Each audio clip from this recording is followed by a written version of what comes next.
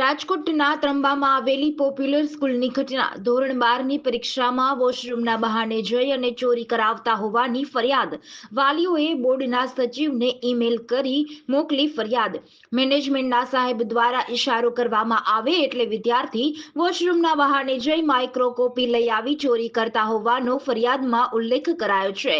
આ સાથે જ સીસીટીવી તપાસની માંગ કરવામાં આવી છે। રાજકોટ જિલ્લા શિક્ષણ અધિકારીએ તપાસના આદેશ આપ્યા। તેમણે કહ્યું કે સીસીટીવી તપાસવામાં આવી રહ્યા છે।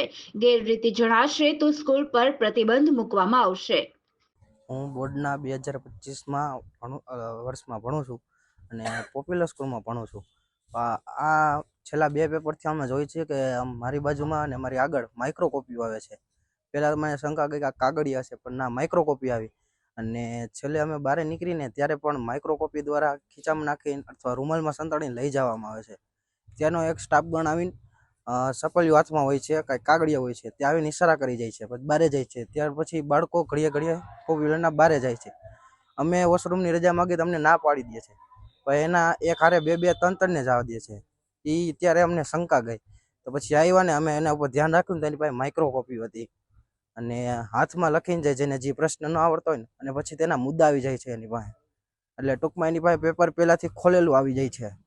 આજે એકાઉન્ટનું પેપર હતું, પણ આજે તો એને સ્કોડની બીક હતી, એટલા માટે તે સાવ છેલ્લે અડધી કલાકની વાર હતી ને ત્યારે તેને ચોરી કરાવી હતી। આઈ થિંક તો એને માઇક્રોકોપી નહોતી, પણ શેમાં લખી દેવામાં આવ્યું હતું।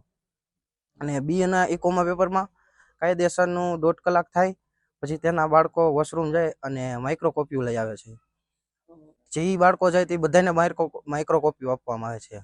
આ બાબતે મેં પણ જોયું છે, સુપરવાઇઝર આમ સહી કરતા હોય જોવે છે તોય પણ કાંઈ બોલતા નથી, અને અમારા આજુબાજુ બીજા કોઈ બાજુમાં જોવે તો એને કહી દે છે। આમાં એવું લાગે છે કે સુપરવાઇઝર પણ એના જ લાગે છે।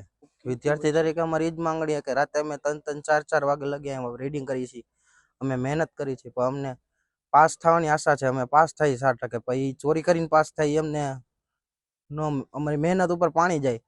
અમે મહેનત કરીને ચોરી ઉપર કરે છે। આ વાત સાચી જ છે, કેમ કે આના સ્કૂલના મળેલા છે બધા, એક સાથે બધાને માઇક્રોકોપીઓ આપે છે અને ભેદભાવ રાખે છે અમારે અને બીજી સ્કૂલ વચ્ચે। હું ત્રંબા ગામના પોપ્યુલર સ્કૂલમાં પરીક્ષા આપવા જાઉં છું।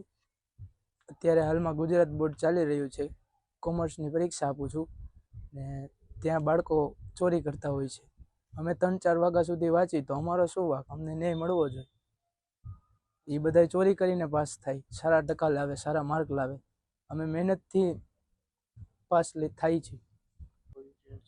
ત્યાં વોશરૂમ દ્વારા ચોરી થાય છે।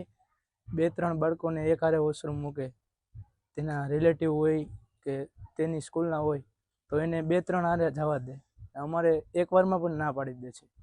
બધાય પેપરમાં ચોરી તો થાય જ છે, ઇકો ને બીએ બેમાં થઈ હતી, બેમાં માઇક્રોકોપી દ્વારા થઈ હતી। માઇક્રોકોપીમાં 1 થી 20 MCQ હતા, 10 VSQ હતા ને બધાય પ્રશ્નના મુદ્દાઓ હતા।